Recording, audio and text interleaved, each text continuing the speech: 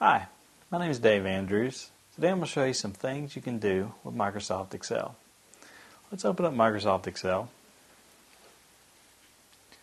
by clicking on the Start button. Let's go to All Programs, Microsoft Office, and Excel. I have a spreadsheet that I'm going to open up that has some data in it, so I can kind of show you some things you can do with it. Yeah, that is the wrong file. Let's try that again.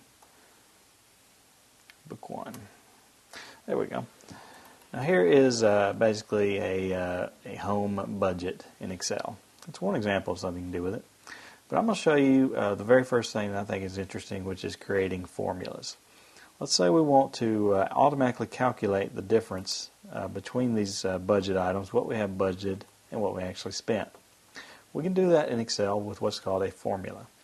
To begin a formula, click where you want your answer to appear, type the equals key, and we're going to click on the budgeted amount in that row, do a minus, and then we're going to click on what we actually spent. Now this formula will subtract C2 from B2. Just press enter. Now C2 or B2 minus C2 is 0, so that's why we got a 0. Let's copy that, paste it to these other rows. As you can see, Excel is automatically creating the answers for us and telling us whether we went over or under on our budget. Another thing you can do with Excel that's very interesting is you can create charts.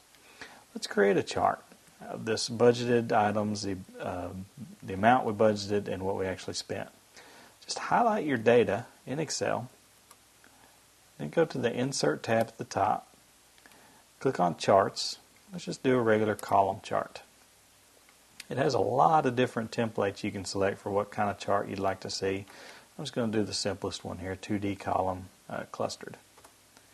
You click that and our chart has now appeared down here in the Excel area. I can scroll down and see that here are my items that I had budgeted.